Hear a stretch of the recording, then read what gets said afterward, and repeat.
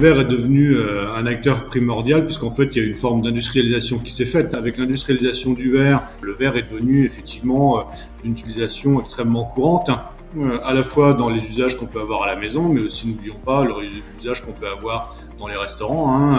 Donc les lieux de consommation sont nombreux. Et aujourd'hui, on voit avec grand plaisir que l'abandon des matériaux à usage unique fait revenir le verre à l'honneur dans certains circuits de restauration notamment.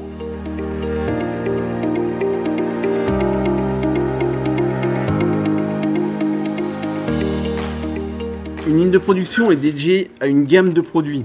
Donc une ligne soufflée fait des gobelets en priorité. Une gamme de presse, elle fait des tasses. Si elle fait des tasses ou des boîtes de conservation, elle fait principalement les mêmes produits avec des changements de fabrication tous les 2 jours, 2 à 3 jours. Donc on a quand même une diversité de produits sur une seule ligne de fabrication.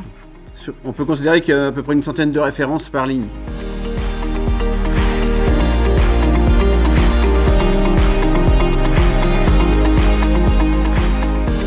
Le verre, il est transparent, donc il rend honneur quelque part aux boissons que vous voulez prendre.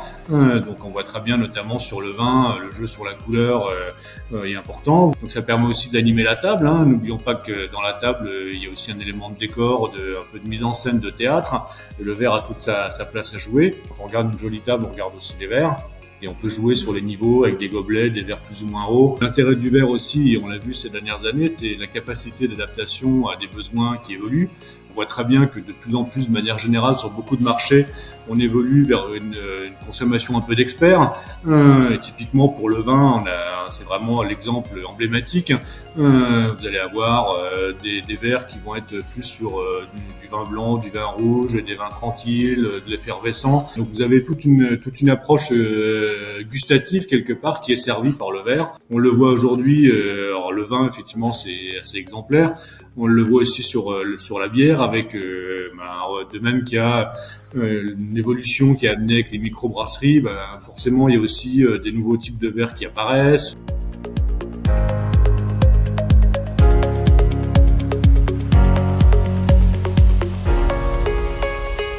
Le verre à pied, c'est un produit qui est composé de 2 parties, d'un contenant qu'on appelle paraison et d'un pied qui contient une jambe et une cuvette.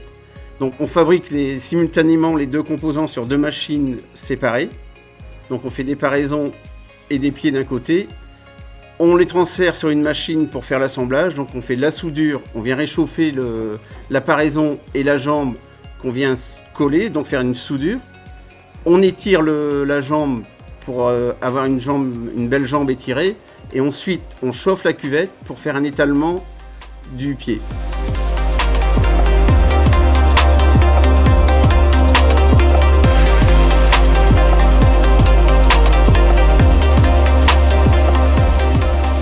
En procédé centrifugé, on va principalement former des articles ronds, type assiette, saladier, coupelle.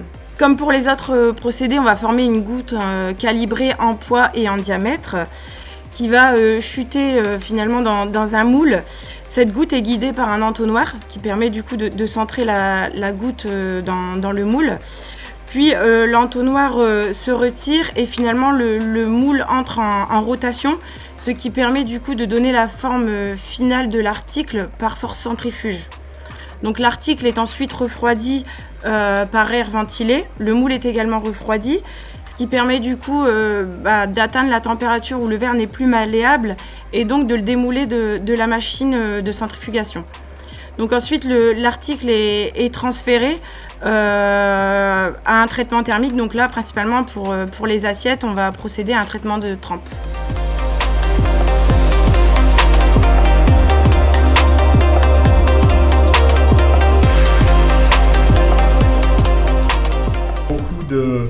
De gens ont dans leur cuisine, dans leur placard, des plats en Pyrex qui viennent de leurs parents, de leurs grands-parents, voire même de leurs arrière-grands-parents pour les plus jeunes. Le Pyrex est fait pour être utilisé dans les cuisines françaises et d'ailleurs dans le monde.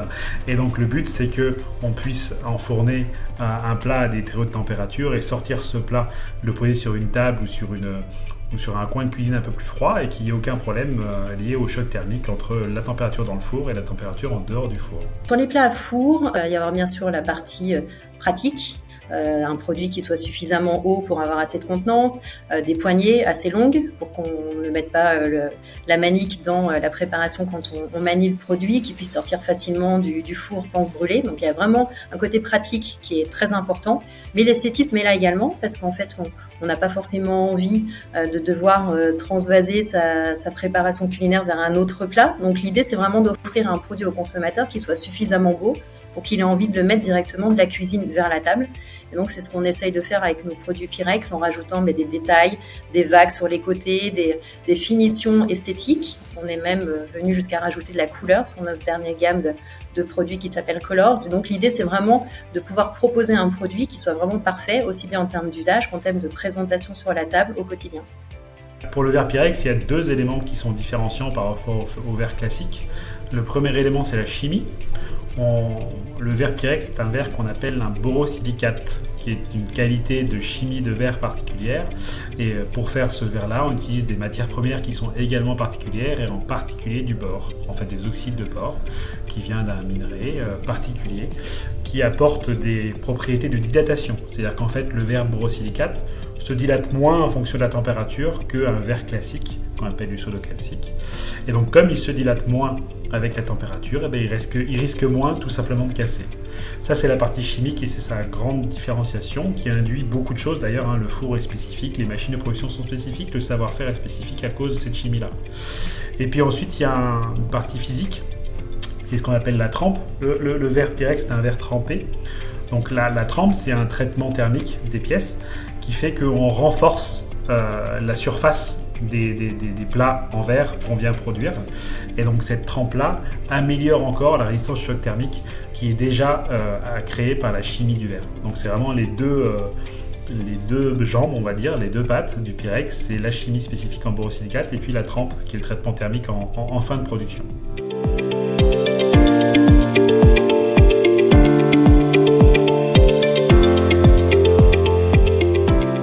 Il y a des professionnels, en particulier dans la cuisine, qui utilisent du Pyrex. Il suffit de regarder Top Chef. Top Chef utilise énormément, parce que c'est bien, parce que c'est transparent, déjà des ramequins, des choses comme ça en Pyrex.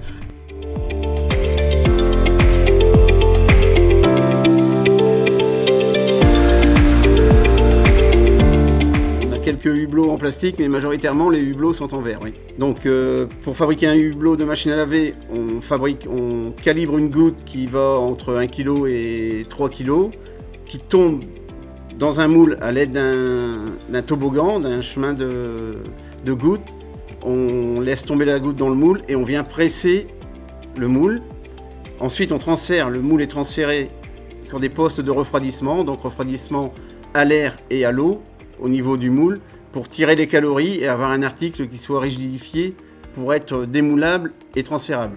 Ensuite, on a des opérations de rebrûlage, donc on dépose l'article sur la rebrûleuse et on vient polir la paroi et atténuer les raccords entre le moule et le noyau.